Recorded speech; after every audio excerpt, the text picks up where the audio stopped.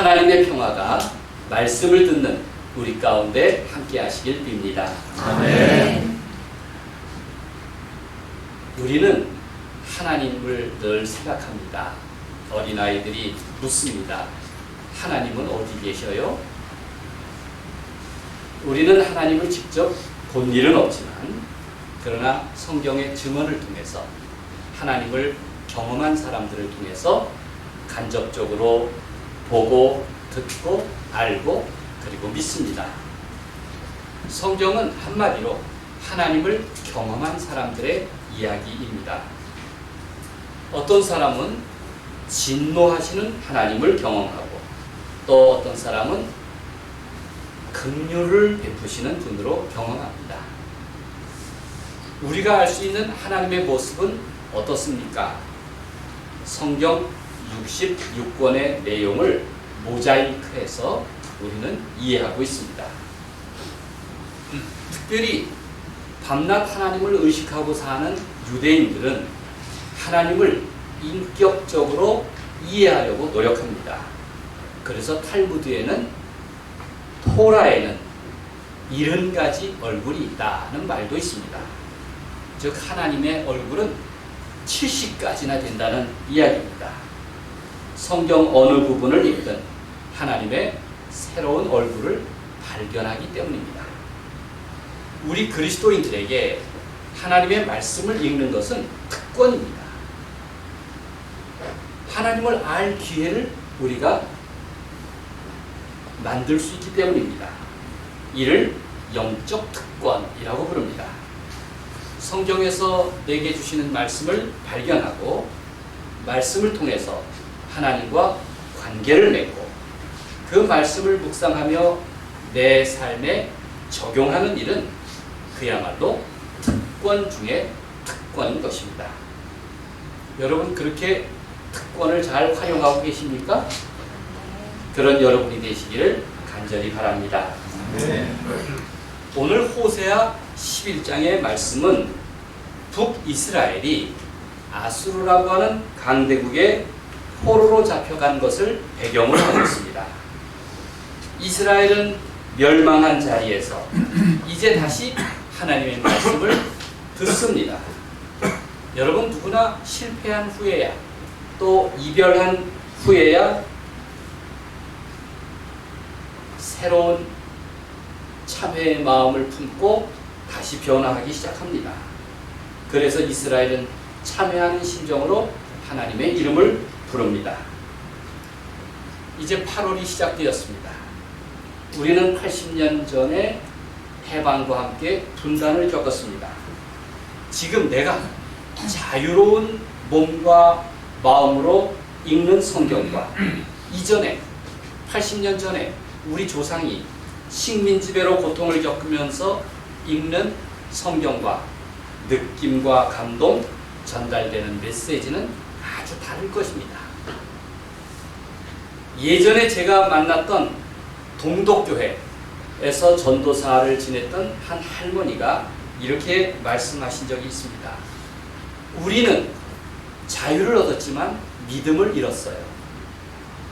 통일된 우리는 자유를 얻었지만 돈도 생겼지만 그러나 믿음을 잃었습니다.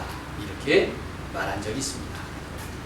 삶의 자리가 변함에 따라서 사람들의 생각도 달라질 수 있구나 하는 생각이 들었습니다. 오늘 본문에서 하나님의 마음을 살펴보십시오. 먼저 하나님은 부모의 심정으로 말씀하십니다. 그 불순종해서 멸망당한 이스라엘의 역사를 회고하면서 마치 자식을 사랑하는, 자식을 타이르는, 자식을 불쌍히 여기는 마음으로 말씀하십니다.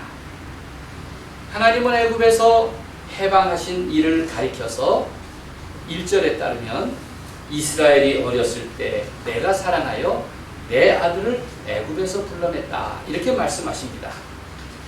호세아 선지자의 표현은 참 친근합니다.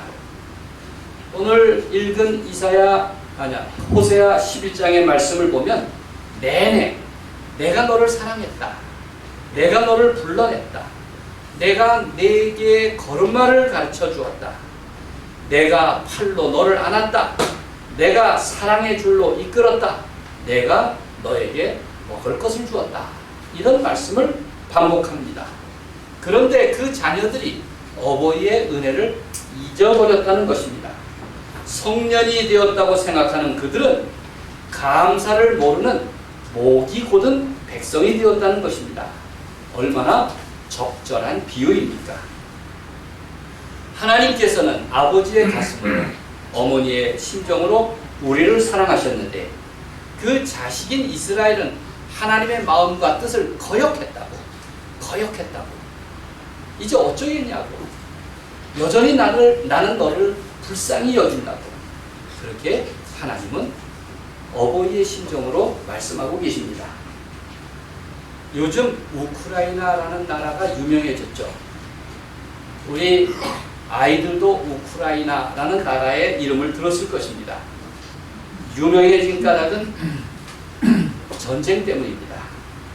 영화 지붕 위의 바이올린이라는 영화가 있는데 20세기 초 우크라이나 농촌을 배경으로 하고 있습니다. 저는 이 영화를 보고 우크라이나를 여행 가야겠다는 꿈을 꾼 적이 있습니다. 그 넓은 평원, 또 해바라기 밭들, 그리고 마을 한복판에 정교회 예배당이 있는 아주 서정적인 시골 풍경을 인상적으로 보았습니다. 이 영화의 주인공은 유대인 테비에인데 무려 5딸을 둔 아버지였습니다. 영화는 딸들을 차례로 결혼시키면서 겪는 아버지 테비에의 기쁨과 아픔을 우화처럼 그려내고 있습니다. 우리가 이 영화를 본 적은 없지만 영화의 주제곡은 들어봤을 것입니다. Sunrise, Sunset. Sunrise, Sunset. 아버지는 해가 뜨고 해가 지는 것과 같이 자라나는 딸들 때문에 크고 작은 문제에 부딪힙니다. 그 5딸들에 대한 염려를 하면서 늘 하나님과 의논을 합니다. 회당에 가서 기도하는 것에 그치지 않고 자주 하늘을 쳐다보면서 하나님과 의논할 때마다 그는 하나님께 동의를 구하기도 하고 푸념을 늘어놓기도 합니다. 그는 딸들의 결혼 상대방에 대해서 절대 반대하는 완고한 아버지지만 그러나 어떠한 경우에도 딸들을 편드는 속 깊은 아버지였습니다. 유대인의 율법과 관습을 지키려고 노력하지만 때론 조상들의 전통마저 거스를 만큼 딸들을 사랑하는 부모의 심정이었습니다. 하나님에 대한 생생한 체험이 삶에 밴 테비의 모습 속에서 하나님께 기도한다는 것, 하나님과 의논한다는 것, 하나님과 더불어 살아간다는 모습이 무엇인가 하는 것을 생생하게 느낄만 합니다. 호세아는 하나님의 양면의 모습을 보여줍니다. 하나님의 뜻을 배신한 그 이스라엘 백성에 대해서 한편으로는 진노하시면서도 또 다른 한편으로는 한없이 불쌍히 여기십니다. 이스라엘 백성은 출애굽, 또 광야길, 그리고 젖과 꿀이 흐르는 땅으로 인도하신 하나님의 사랑에도 불구하고 하나님을 배신합니다.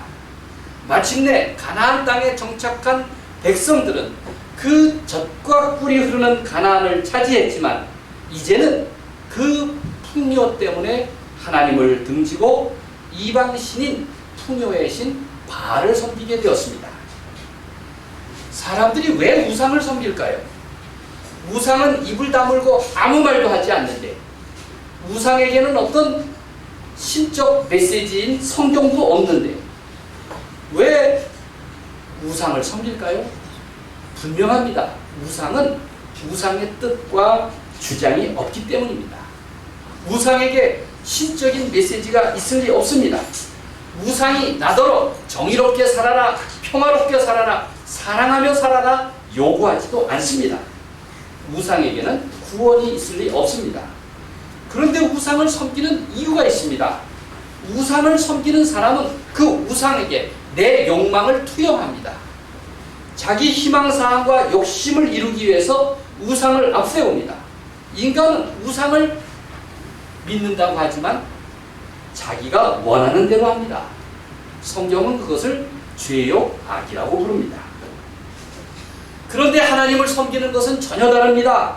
하나님은 우리에게 늘 부모님이 잔소리하듯 말씀하십니다. 의로운 삶을 살아라. 사랑의 삶을 살아라. 자비를 베풀어라. 겸손해라. 하나님의 뜻을 이루는 삶을 살라고 말씀하십니다. 그것이 하나님 나라와 그의 의를 구하는 일입니다. 여러분, 우리가 어릴 때는 어쩌다 친구 부모를 한번 만나면 그 부모의 자상한 모습, 뭔가 한턱 내는 모습이 멋있어 보일 때가 있습니다. 그 부모가 훌륭해 보이는 것은 그 부모는 나에게 절대 잔소리하는 법이 없습니다. 여러분, 남의 교회 목사가 훌륭하게 보일 때가 있습니다. 어쩌다 TV에 나오는 목사가 그럴싸해 보일 때도 있습니다. 늘 좋은 모습만 보여주기 때문입니다. 생각해 보세요. 우리 하준이나 세연이는 잔소리하는 아버지가 멋있어? 늘 칭찬만 해주는 전도사님이 멋있어?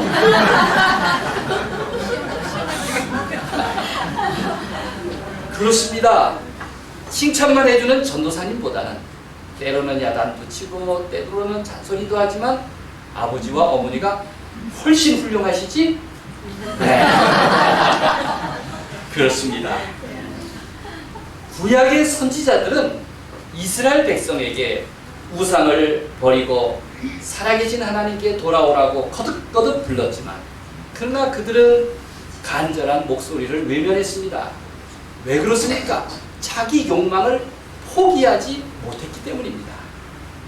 하나님을 예배해야 할 백성이 다른 신에게 마음을 빼앗겼습니다. 결국 그들은 과거에 애굽에서 종살이 했듯이 이제는 아수르의 종살이를 합니다.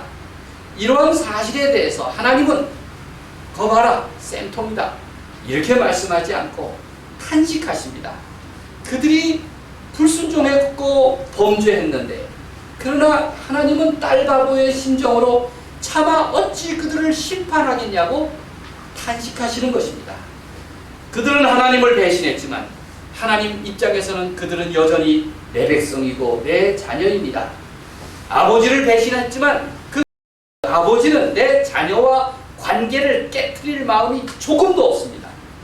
마치 집을 나간 둘째 아들을 기다리는 아버지의 심정으로 그들의 회개와 회복을 기다리시는 겁니다. 십자가에 달려 죽으시기까지 하나님이 대신 그 벌을 받으시는 것입니다. 이렇게 성경은 누누이 하나님의 사랑을 증거합니다. 그 사랑이 바로 나를 향한 것임을 말씀하고 있습니다. 이렇게 하나님은 어머니의 마음으로 또 아버지의 가슴으로 울고 계십니다. 8절을 함께 보십시오. 하나님의 애끓는 사랑을 아주 극적으로 보여줍니다.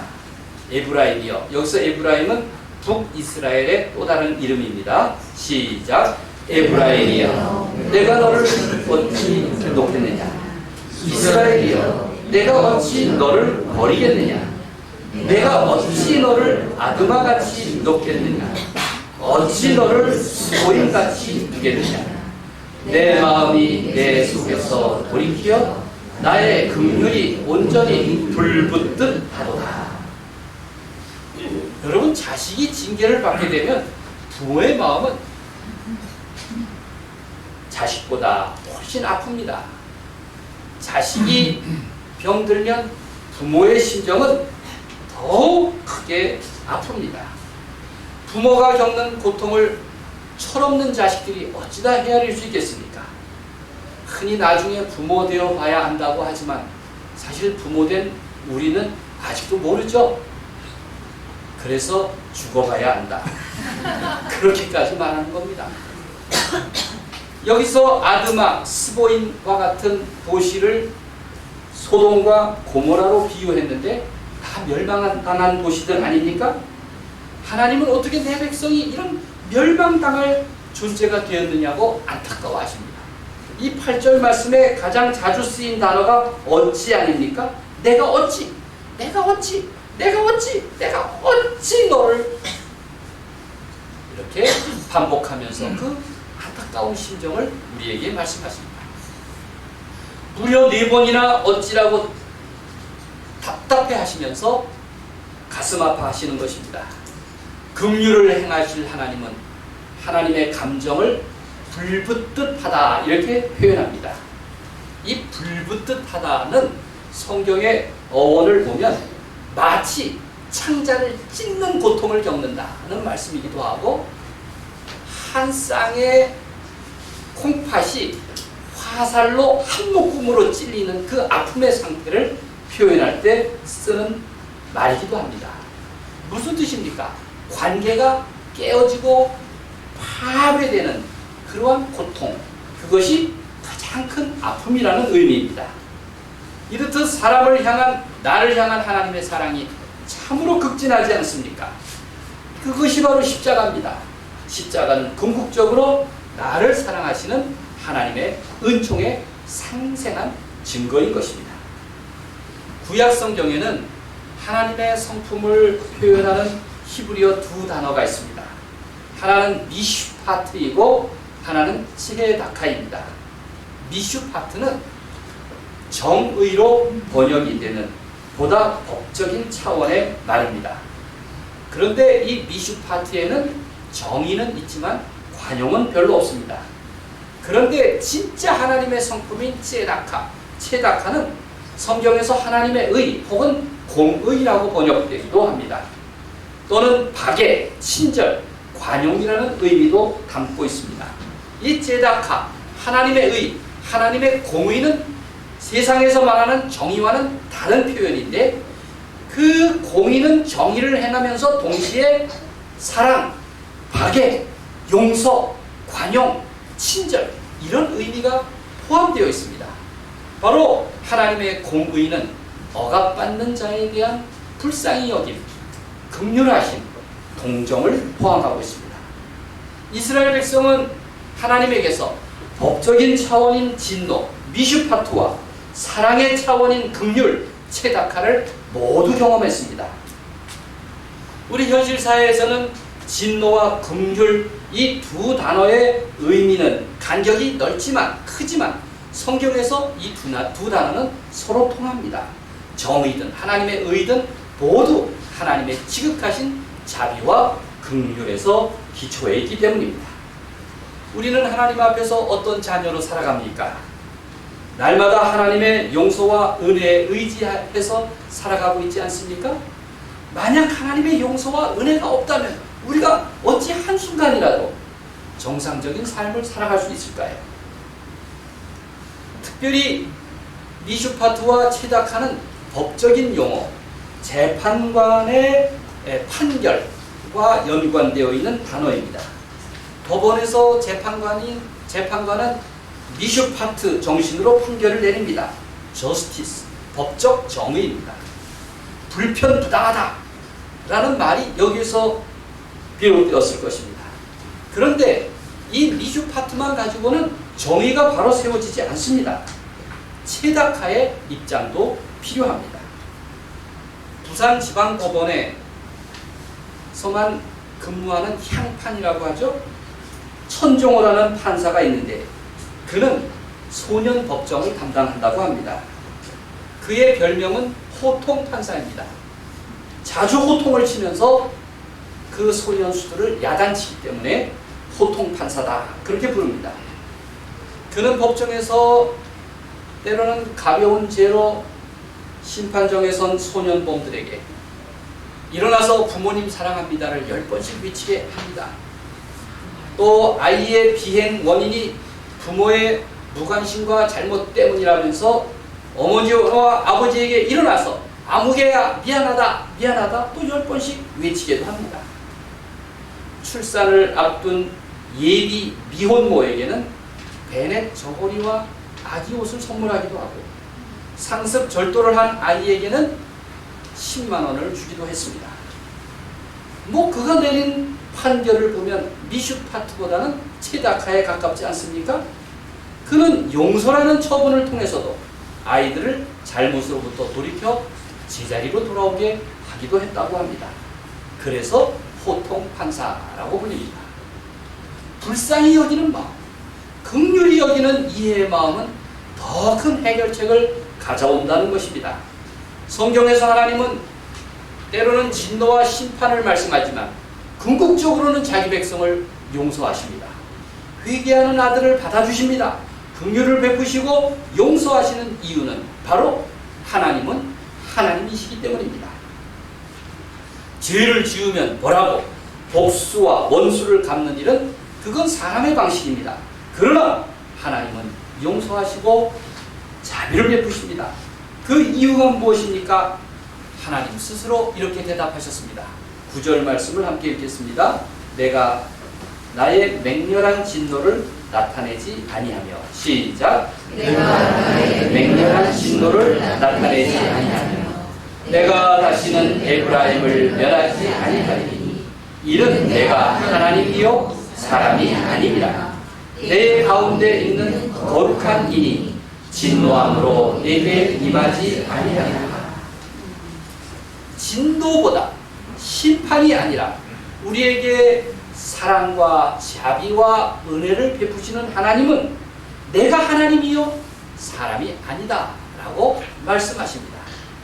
내 가운데 있는 거룩한 하나님은 내게 자비와 긍휼을 베푸시는 분이고 사랑과 은혜를 더하시는 하나님이십니다. 하나님은 약속하십니다. 둥지를 떠난 새가 신속히 날아오듯이 포로로 잡혀간 백성들이 하나님의 은혜로 돌아올 것이다. 보라, 출애굽하신 하나님께서 그들을 아수르로부터 돌아오게 하실 것이다. 이렇게 11절에서 말씀하십니다. 함께 읽겠습니다. 그들은 애굽에서부터 새같이. 시작. 그들은 애굽에서부터 새같이 아수르에서부터 비둘기같이 떨며 오리니 내가 그들을 그들의 집에 머물게 하리라. 나 여호와의 하나님이라.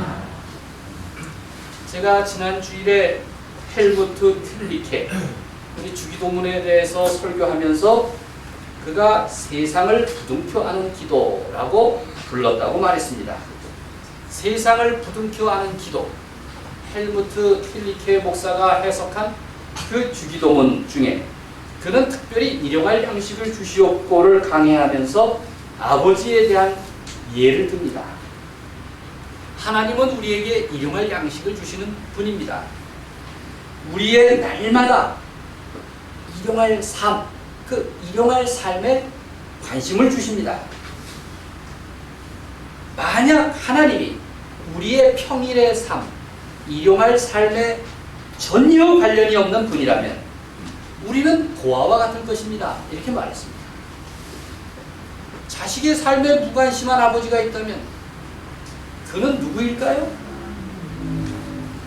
힐리케 목사님은 말하기를 하나님은 단지 주일에만 잠깐 방문하는 의붓아버지와 같은 분이 아니겠습니까? 이렇게 묻습니다.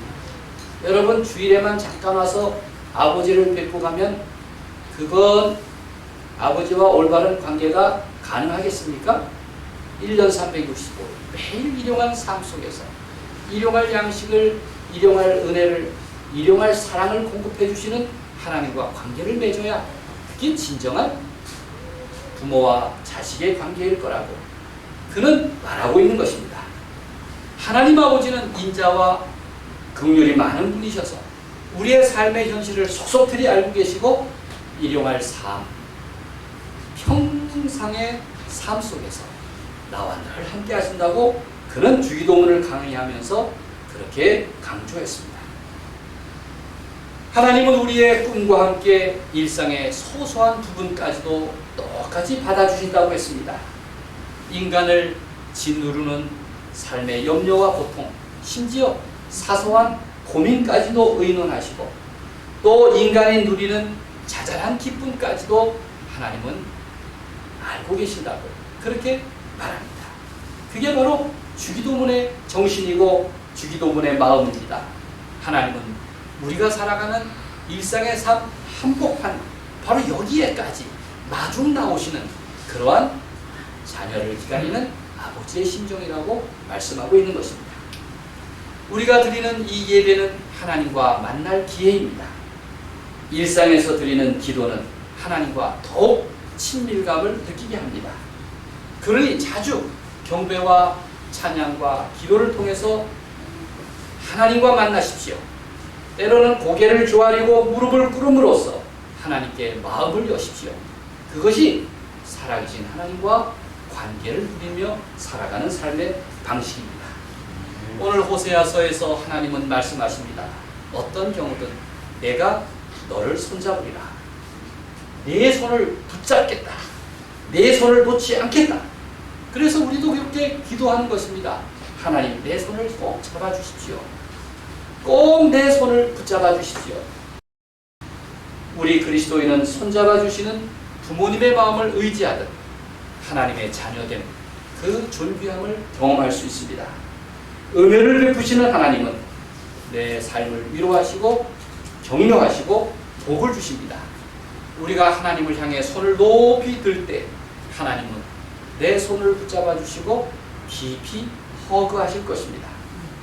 나는 삶 속에서 하나님과 친밀한 관계를 누릴 그런 특권을 지닌 사람, 하나님의 말씀을 읽는 영적인 특권을 지닌 사람입니다. 믿습니까? 아멘. 하나님의 사랑에 붙잡히십시오. 그 사람은 결코 길을 잃을 염려가 없을 것입니다. 하나님의 은혜가 늘 우리와 함께 하셔서 하나님의 자녀답게 그 사랑을 누리며 살아갈 힘을 얻기를 우리 주님의 이름으로 간절히 축원드립니다. 아멘. 기도하겠습니다.